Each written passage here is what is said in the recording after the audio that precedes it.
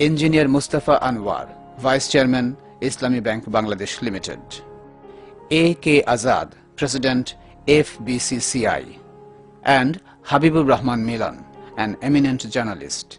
The total program was chaired by Professor A.N.M. Abdul Zahir, Honorable Chairman of Board of Directors, Islami Bank Bangladesh Limited. In that program, a brilliant student, Afroza, who hailed from a hardcore poor family, gave a heart-touching speech.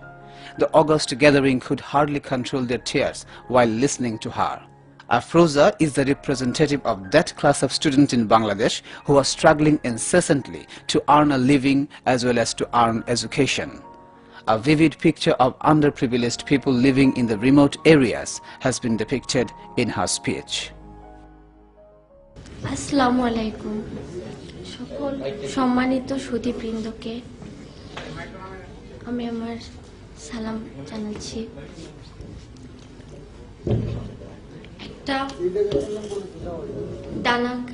ডানাকাটা পাখি যার সামনে সবুজ মাঠ থাকে, উপরে নীল আকাশ থাকে, কিন্তু সে ছটফট করে উঠতে পারে না। কেন জানেন?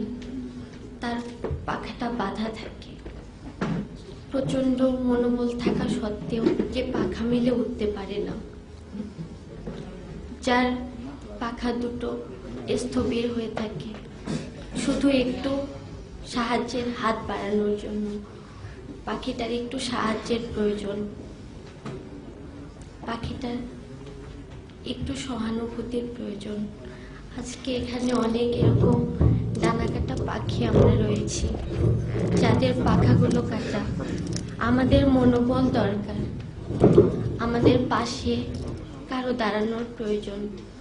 আমি আজকে অনেক আবেগ আপ্লুত, জীবনের প্রথম মেধার মূল্যায়ন পাচ্ছি। এত বড় একটা অনুষ্ঠানে আমাদেরকে সংবর্ধনা দেওয়া হচ্ছে। আমার জন্মের সময় আমি যে ঘরে জন্মেছি সেই ঘরে কেরোসিন তেল ছিল না। মেয়ে হয়ে জন্মেছি বলে আমার দাদা কেরোসিন তেল এনে দেয়নি। আমার আম্মু খুব কষ্ট পেয়েছিলেন, অনেক কান্না করেছেন। তখন আমাকে বুকে জড়িয়ে নাকি প্রত্যয় করেছিলেন আমাকে মানুষ করবেন। যদিও এত দূর আসার পেছনে আমার মায়ের আর আমার বাবার অবদান অনেক বেশি।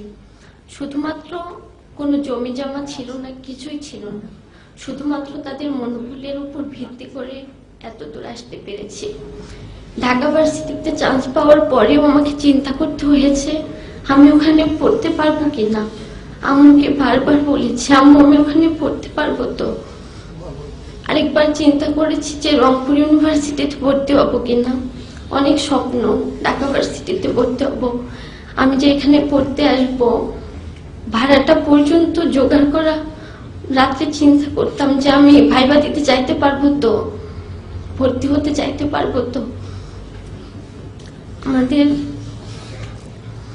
এই প্রতিকূল অবস্থা। একটা জিনিস আপনারা চিন্তা করতে পারেন স্যার, একটা স্টুডেন্ট যে গোল্ডেন প্লাস পেয়েছে, আরেকটি স্টুডেন্টও গোল্ডেন প্লাস পেয়েছে। একজনের টেবিলে তার মা দুধের গ্লাস হাতে নিয়ে দাঁড়িয়ে থাকে, আর আরেকজনকে টেবিলে বসে চিন্তা করতে হয় সে পরদিন সকালে কি খাবে, কি খেয়ে সে কলেজে যাবে, কি খেয়ে সে স্কুলে যাবে। এই যে একজনের একটা বাচ্চা আমি ঢাকায় এসে দেখেছি আমার এক আত্মীয়র বাসায়, তার মা তার পিছনে সারাদিন খাবারের বাটি নিয়ে দৌড়াদৌড়ি করে। আর আমার পাশের বাড়ি আমি দেখেছি, আমি লালমনিরহাট জেলা থেকে এসেছি যেখানে 5 ডিগ্রি 6 ডিগ্রি সেলসিয়াস থাকে। আপনারা যদি কখনো শীতের দিন সেখানে যান দেখতে পাবেন কত প্রখর শীত, সেখানে কত প্রচন্ড শীত। এই শীতের দিন সেই বাচ্চাটা আগের দিনে ঠান্ডা ভাত মরিচ দিয়ে একটা 1.5 বছরের বাচ্চাকে তার মা খাওয়াচ্ছে। চিন্তা করতে পারেন স্যার। আর আরেকটা বাচ্চা যে খাবে না, হরলিক্স, নুডলস, মিষ্টি, তার পিছনে পিছনে নিয়ে ঘোরা হচ্ছে, সে খাবে না, তাকে জোর করে খাওয়ানো হচ্ছে। এই যে বৈষম্য, এই যে গোল্ডেন প্লাস, কিভাবে মূল্যায়ন করবেন আপনারা? একজন খাবার পাচ্ছে না, আর আরেকজনের পিছনে খাবার নিয়ে দৌড়াদৌড়ি করা হচ্ছে। কিভাবে মূল্যায়ন করবেন স্যার? এই যে সার্টিফিকেট, আমরা যে এত দূর আসতে পেরেছি, কিভাবে আসছি, কারা আমাদেরকে সাপোর্ট দিচ্ছে? মাথায় হাত বুলানোর মতো কেউ নেই। আজকে আমি আপনাদের অনেক মূল্যবান সময় নষ্ট করে কিছু কথা বলছি। দুঃখ মিয়া নজরুল হয়েছিলেন সত্যিই স্যার রফিজউদ্দিন তারকার, কিন্তু স্যার দুঃখ মিয়া কখন পুষ্পমাল্য পেয়েছেন জানেন? যখন সে নির্বাক হয়ে গেছিল। আমরা তাকে কখন পুষ্পমাল্য দিয়েছি?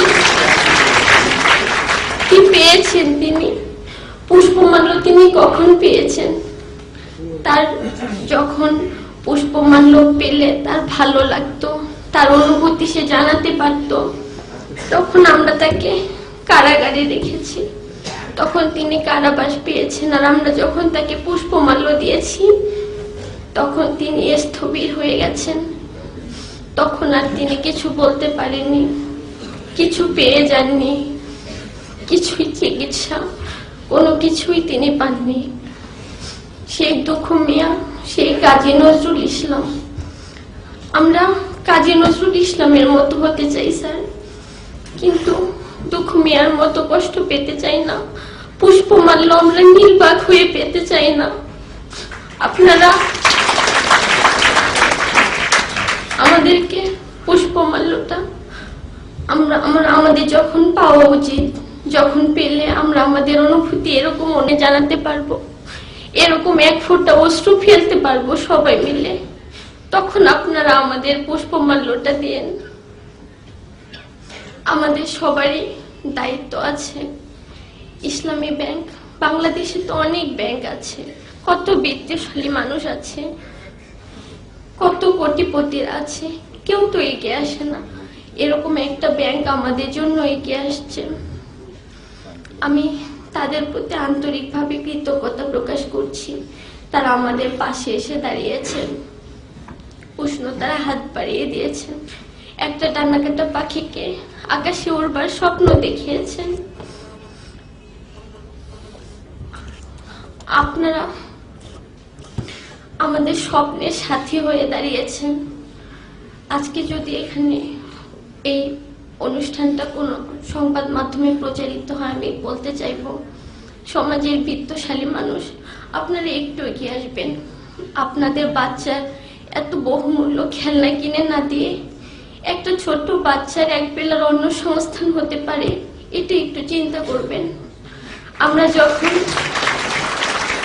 দিনের পর দিন যখন আমরা খাবারের চিন্তায় পড়াশোনাটা ফ্রেশ মাইন্ড ভাবে করতে পারি না, কিন্তু তখন আমার এই সহপাঠীকে আমি দেখেছি, কোটিপতির মেয়ে এসে, আমি যখন চিন্তা করতাম কিভাবে আমি ভালো রেজাল্ট করবো, কিভাবে পড়াশোনা করব, সে তখন চিন্তা করতো কোনো রকম একটা রেজাল্ট করে প্রাইভেট ইউনিভার্সিটিতে ভর্তি হয়ে যাবে।